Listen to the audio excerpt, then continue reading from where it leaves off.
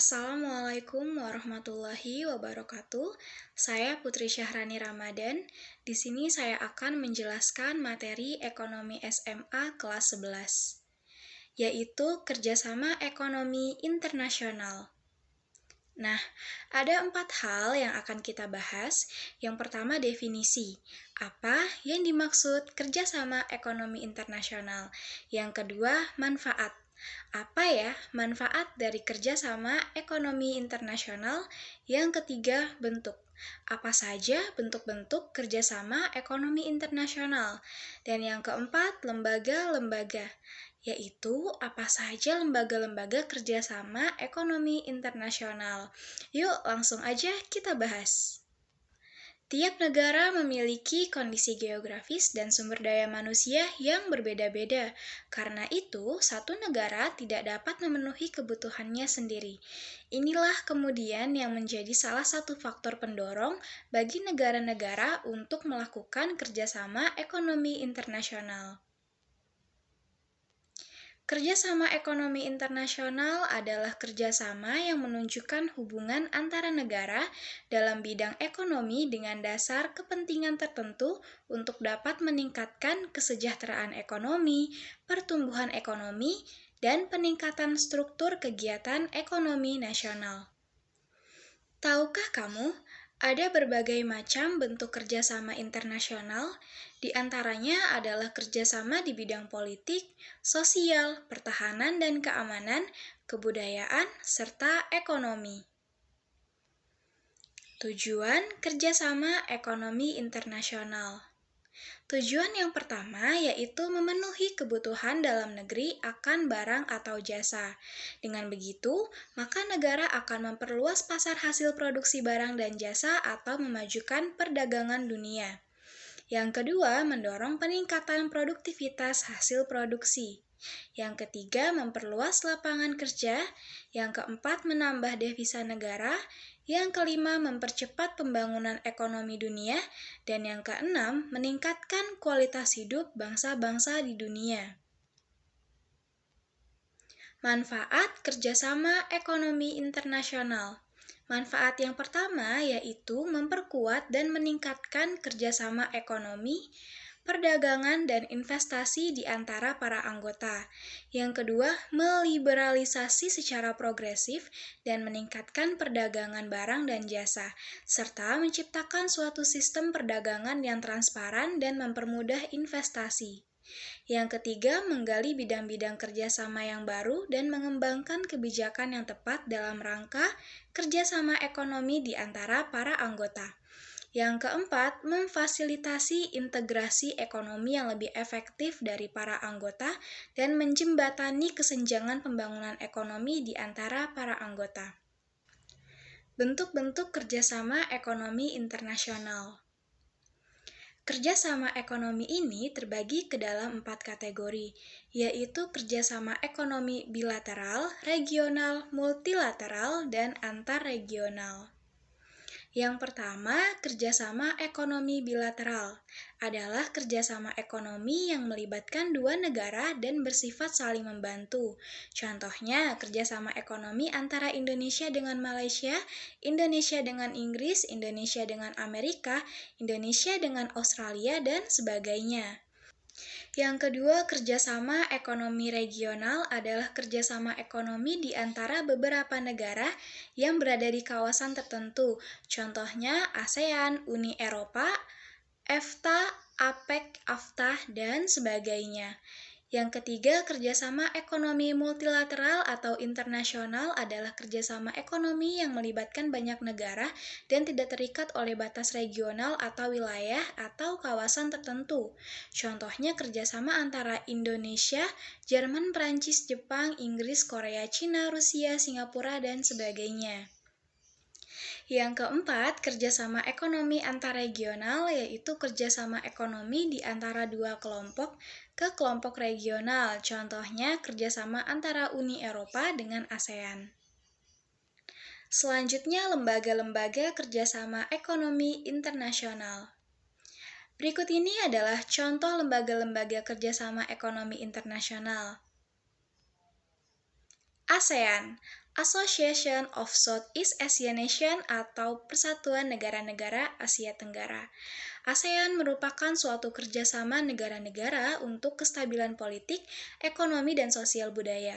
ASEAN sendiri didirikan pada tanggal 8 Agustus 1967 dengan tujuan yang pertama mempercepat proses pertumbuhan ekonomi, sosial, dan kebudayaan Asia Tenggara umumnya dan anggota pada khususnya. Yang kedua, mewujudkan terciptanya perdamaian dan kestabilan di kawasan Asia Tenggara. Yang ketiga, menciptakan kerjasama yang aktif dalam bidang sosial, ekonomi, dan kebudayaan. IMF, International Monetary Fund atau Dana Moneter Internasional. Badan ini lahir pada tanggal 27 Desember 1945 setelah diadakan konferensi di Bretton Woods, Amerika, dengan maksud untuk melancarkan kembali moneter internasional yang meliputi penetapan kurs devisa, pemeliharaan kurs devisa, membantu negara anggota dalam menghadapi kesulitan neraca pembayaran, memberi saran pencegahan inflasi, dan sebagainya. IBRD atau International Bank for Reconstruction and Development atau World Bank atau Bank Dunia. IBRD atau Bank Dunia didirikan pada tanggal 27 Desember 1945 dengan tujuan untuk membantu pembiayaan usaha-usaha pembangunan dan perkembangan negara-negara anggotanya dengan memudahkan penanaman modal untuk tujuan yang produktif. Atau singkatnya, IBRD bertugas untuk menangani masalah investasi internasional. IFC atau International Finance Corporation atau Badan Keuangan Internasional. IFC didirikan pada tanggal 24 Juli 1956, bertugas memberikan pinjaman kepada pengusaha swasta dan membantu mengalihkan investasi luar negeri ke negara-negara sedang berkembang. Sedangkan tugasnya adalah memupuk perkembangan ekonomi di negara-negara anggota, terutama memberikan kredit jangka panjang kepada pengusaha swasta tanpa jaminan dan pemerintah. IDA atau International Development Association atau Perhimpunan Pembangunan Internasional. IDA didirikan tahun 1960 di Washington DC, Amerika Serikat dengan tujuan untuk mendorong kemajuan ekonomi negara-negara yang sedang berkembang dan memberi pinjaman dengan syarat pinjaman yang ringan. Yang selanjutnya, United Nations Conference on Trade and Development atau Konferensi PEB tentang Perdagangan dan Pembangunan. Lembaga ini didirikan dengan maksud untuk mengusahakan kemajuan perdagangan dunia dan mengatur komoditi, hasil industri, pengalihan teknologi, perkapalan, dan lain-lain, dan untuk menyalurkan serta melancarkan perundingan internasional mengenai ekspor-impor antara negara industri dengan negara yang sedang berkembang, yang sering disebut Dialog Utara-Selatan. ILO atau International Labour Organization atau Organisasi Buruh Sedunia. ILO didirikan dengan tujuan untuk menciptakan perdamaian melalui keadilan sosial, perbaikan nasib buruh, stabilitas ekonomi sosial, dan menyusun hukum perburuan. UNDP atau United Nations Development Program atau Program Pengembangan PBB. UNDP merupakan suatu badan yang memberikan sumbangan untuk membiayai survei jalan di Indonesia dan menangani program pengalihan teknologi. UNIDO atau United Nations Industrial Development Organization atau Organisasi Pengembangan Industri PBB. UNIDO didirikan dengan tujuan untuk mengembangkan industri seperti pembukaan lapangan baru di bidang industri, perbaikan sistem industri yang masih ada, dan lain-lain. APO atau ASEAN Productivity Organization didirikan pada tahun 1961 dengan maksud yang pertama untuk meningkatkan peranan produktivitas dan pengembangan ekonomi, yang kedua untuk meningkatkan usaha-usaha di bidang kegiatan tertentu khususnya pertanian dan perindustrian. ADB atau ASEAN Development Bank atau Bank Pembangunan Asia. Tujuan didirikannya ADB adalah meminjamkan dana dan memberikan bantuan teknik kepada negara-negara yang sedang berkembang. OPEC atau Organization of Petroleum Exporting Country atau Organisasi Negara-Negara Pengekspor Minyak.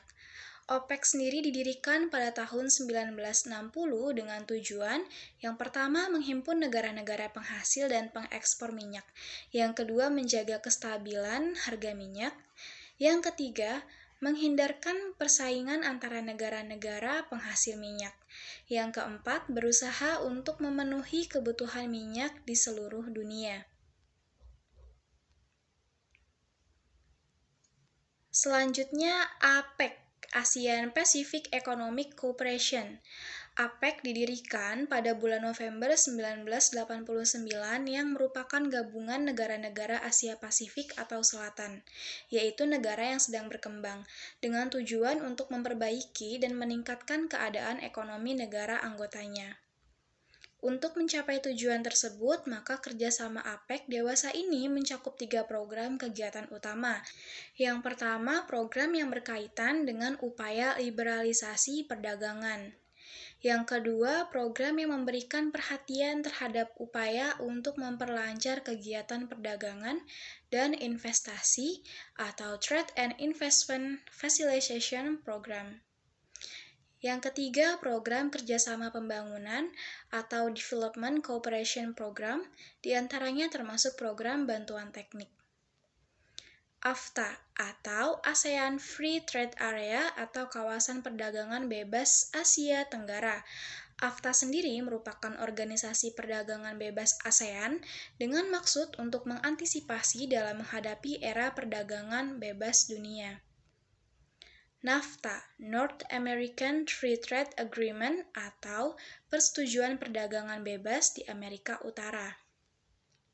Badan ini didirikan untuk memajukan dan meningkatkan perdagangan di kawasan Amerika Utara. Perjanjian perdagangan bebas tersebut dilakukan dengan cara menghilangkan atau mengurangi hambatan-hambatan di bidang perdagangan, baik dalam bentuk hambatan tarif maupun non-tarif. WTO atau World Trade Organization.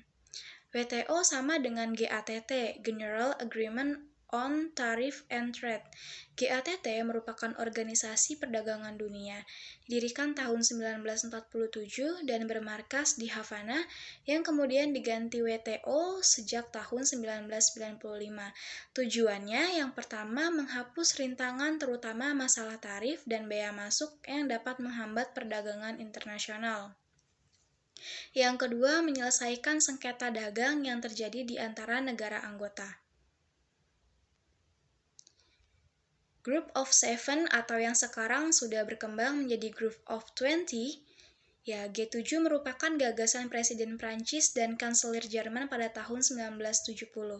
G7 adalah 7 negara maju yang memberikan bantuan kredit kepada negara berkembang. Anggota G7 merupakan kreditur bagi negara selatan atau negara berkembang. Anggota G7 adalah Amerika Serikat, Kanada, Jepang, Prancis, Jerman, Italia, dan Inggris. Nah, pada tahun 2009, anggotanya bertambah sehingga namanya berubah menjadi G20. Selanjutnya, IDB atau Islamic Development Bank atau Bank Pembangunan Islam. IDB didirikan pada tanggal 23 April 1975 dengan tugas utama untuk membantu negara-negara anggotanya, yaitu negara-negara Islam, dan meningkatkan pembangunan di bidang ekonomi dan sosial.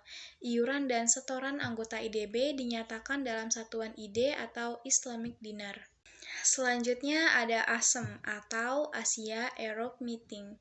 ASEM merupakan forum kerjasama negara Asia dan Eropa untuk memelihara perdamaian secara global, stabilitas dan kemakmuran yang bertujuan untuk memajukan kegiatan perdagangan dan investasi lebih besar antara dua kawasan, melihat liberalisasi perdagangan dan investasi serta fasilitasi di antara negara anggotanya. Kerjasama ASEM ini berdiri tahun 1996 oleh 25 negara. Terima kasih, selesai sudah pembahasan materi saya. Kurang lebihnya mohon dimaafkan. Akhirul kalam, wabillahi taufiq wal hidayah. Wassalamualaikum warahmatullahi wabarakatuh.